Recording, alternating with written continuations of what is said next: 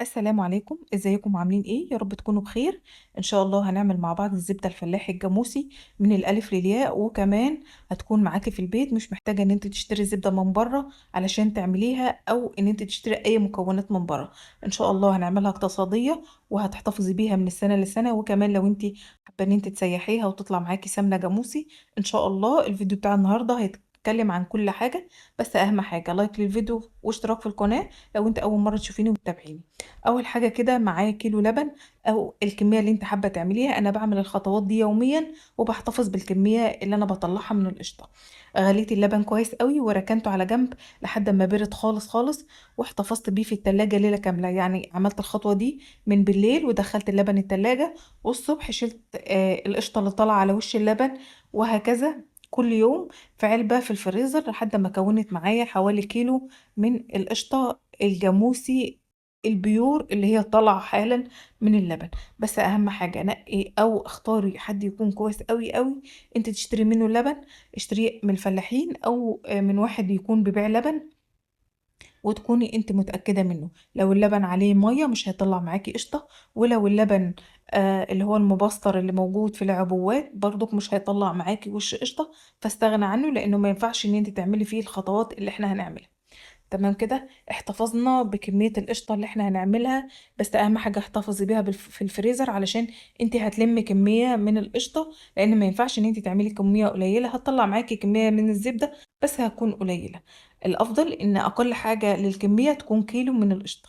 تمام كده وهتطلع معاكي. وكمان لو انت مش حابه ان انت تلفيها زبده ممكن تستخدميها قشطه عادي كده، بدل اللي انت بتشتريها من بره تستخدميها قشطه عاديه في المعمر او في الحلويات او في اي انواع من اللي انت هتستخدمها في البيت. النهارده بقى احنا هنعمل الكيلو اللي احنا لما نعمل على وش اللبن هنعمله زبدة جاموسي من الدرجة الاولى، هتطلع معانا ممتازة. وكمان الخض او السوائل اللي هتطلع منها هنحتفظ بيها وندخلها في وصفات تانية. هبدأ كده القشطة بتاعتي بعد ما طلعتها من الفريزر سبتها تفك بنسبة 80%، يعني هيكون فيها نسبة سقوعية بسيطة جدا علشان الجو حر، وانا هبدأ ان انا الفها. ممكن في المرحلة دي ان انتي تستخدمي معلقة زي ما انا بستخدم كده، او سباتيولا او معلقة خشب، وممكن تستخدمي ايديكي لو انت حابة ان انتي تعملي بايديكي.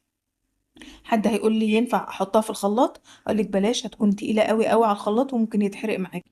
وبلاش مضرب يدوي وبلاش برضك مضرب كهربي، لان القشطة هتكون دسمة وهتكون تقيلة لان هيبقى فيها نسبة سوائل، فممكن تحرق معاكي الموتور لا قدر الله. فالافضل ان انت تستخدمي يا معلقة خشب يا سباتيولا يا ايديكي لو انت حابة او انت حابة تشتغلي بيها. انا هشتغل بايديا بس لما احس ان هي خلاص بدأت تتقل قوي قوي.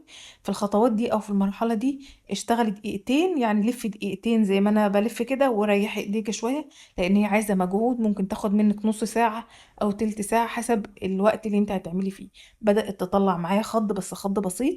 هبدأ برضك ان انا الم كده بالاسباتيولا والف القشطة بتاعتي، بس هريح ايديا شوية وارجع ان انا اشتغل تاني. هريح ايديا شوية وارجع ان انا اشتغل تاني، وهكذا هفضل الف. ممكن تلفي في اتجاه واحد او ممكن تلفي في اتجاه معاكس، اللي يريحك في الخطوات دي بسيطة، واللي يريحك فيها اشتغلي فيه. هبدأ كده البس جلافز وابدأ ان انا الف بايديا بعد ما طلعت نسبة خض اللي هي شوية، حوالي كده 200 جرام من المية او من الخط. هبدأ ان انا الفها بايديا، وفي المرحلة دي هتلاحظ ان هي بدأت تلف في ايدك كويس قوي. لو انت هتعينيها ان انت تسيحيها سمنة مش زبدة هتضيفي في الخطوة اللي انا بعملها حاليا معلقتين من الملح علشان تفضل معاكي او تعيش معاكي سنة او اكتر. لو انت هتعمليها سمنة، لو انت هتسيبيها زبدة هتسيبيها كده زي ما هي، مش هتضيفي ملح ولا هتضيفي اي حاجة. هبدأ ان انا اتخلص من المية او الخض اللي طالع منها في حاجة تانية، وهبدأ ان انا الفها تاني علشان لو لسه فيها خض او لسه فيها اي حاجة تانية يبدأ ان هو ينزل، وكمان الزبدة ما تفكش مني. فالخطوة دي ما تضغطيش عليها قوي قوي قوي في اللف وتفضلي ان انت تلفي فيها قوي وتقولي لا ده لسه فيها نسبة من السوائل. ممكن في المرحلة دي تفك معاكي وما تكونش معاكي زبدة. في الخطوة دي هتلاقيها بدأت ان هي تزبط معاكي، يعني تحسي ان هي سايحة شوية. يبقى كده خلاص وصلت للخطوة اللي احنا عايزينها، اللي هي بقى الزبدة. هتبدأي ان انت تلمي كل اللي موجود في البولة بتاعتك، سواء زبدة او خض، تبدأي ان انت تضيفيه على الكمية التانية، وهتبدأي ان انت تكوريها كور صغيرة. هتقولي لي ممكن اسيبها زي ما هي كده؟ هقولك ممكن، بس هيكون لسه فيها حاجة بسيطة جدا من الخض او السوائل، فمش هتطلع معاكي بسهولة، لان هي هتبقى مكتمة. يعني لو كرة صغيرة هتبدأ ان هي تسلي المية اللي موجودة لسه فيها، لو فيها مية. ولو مش فيها مية هتلاقيها بدأت ان هي تتشمع معاكي بسرعة جدا، وهتاخد الوضع او الشكل اللي انت حابة ان هي تعمله. هندخلها التلاجة. هتقولي هتدخلها ليه؟ اقولك علشان تتشمع، علشان لو انا حابة ان انا اقطعها مكعبات صغيرة او دوائر صغيرة او اي حاجة، هتبدأ ان هي تعمل معايا بكل سهولة. هدخلها التلاجة على الشكل، وادي نسبة الخض اللي طلع معانا. ممكن نستخدمه في معجنات، في مخبوزات، في قرص، في رقاق، في اي حاجه. هيبقى معاكي زي الفل جدا، وهيبقى زي الفل. وممكن كمان تسيبيه.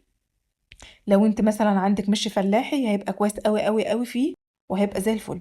الزبده بتاعتي بعد ما دخلتها التلاجة تماسكت قوي، بلاش تدخلها الفريزر، دخليها بس التلاجة على الرف الاول في التلاجة، وهتتمسك معاكي وهتبقى زي الفل. زي ما انتوا شايفين الطبق بتاعي ما فيهوش اي نسبه من الخض او الميه اللي هي فيها، لان احنا طلعنا كل الكميه اللي احنا محتاجينها. جبت كيس تلاجة نضيف وفتحته زي ما انتوا شايفين كده، وهبدأ ان انا اعملها رول. لو انت حابة تعمليها مربعات، او يعني حابة تعمليها مستطيل، تمام، مفيش مشكلة. حابة ان انت تعمليها رول زي ما انا هعملها كده، تمام، هتبقى زي الفل. وفي الخطوة دي هتبدأي ان انت وانت بتلفيها رول هتلاقيها بتنزل برضك حاجة بسيطة جدا من السوائل.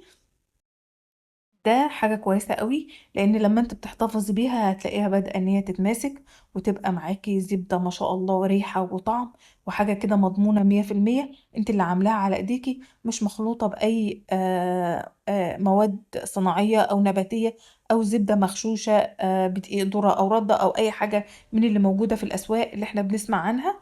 انت اللي عاملاها على ايدك، هتستخدميها في كل الاكلات. ما شاء الله هتديلك طعم وريحة، حاجة كده ما اقولكيش. اتمنى ان انت تجربيها على طريقتي، وان شاء الله هتعجبك. هاتي بس كيلو لبن كل يوم من اي لبان. كلنا بنشتري لبن وكلنا ما بنستغناش عنه.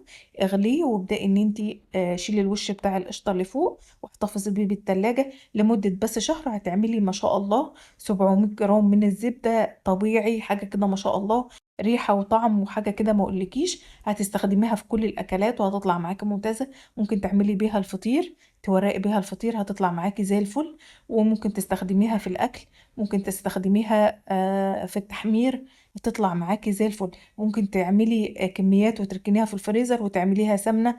ان شاء الله اعمل لكم الخطوة دي وهتطلع معاكي ممتازة. بس زي ما قلتلك، معلقتين من الملح علشان تحتفظي بيها لأطول وقت ممكن، وتطلع معاكي زي الفل. هبدأ ان انا اقطعها كده وردات، او دوائر صغيرة، علشان وقت ما اجي استخدم كمية من الزبدة، استخدم كمية اللي انا عايزاها، وما هقدرش في الزبدة بتاعتي ولا اي حاجة. بتتقطع معايا بكل سهولة، ما فيهاش اي سوائل لسه باقيه. ما شاء الله حاجه كده تحفه، ريحه وطعم. اتمنى ان انتوا تجربوها زي ما قلت لكم، على نفس الطريقه ونفس المنوال. اتمنى الفيديو بتاع النهارده يكون عجبكم. لو انت اول مره تشوفيني وتتابعيني، انزلي تحت عند كلمه اشتراك وضغطي وفعلي زر الجرس على كلمه الكل، علشان كل وصفه بنزلها ينزلك اشعار بيها، وتكوني متابعاني اول باول. وكمان ما تنسيش اللايك، علشان هو اللي بيرفع الفيديو ويشوفه أكبر عدد ممكن من المتابعين والمشاهدين، ويستفادوا منه. وكمان كومنتاتكم اللي بتسعدني وتفرحني. أتمنى الفيديو بتاع النهاردة يكون عجبكم. مشاهدة ممتعة للفيديو. دمتم سالمين، والسلام عليكم ورحمة الله وبركاته.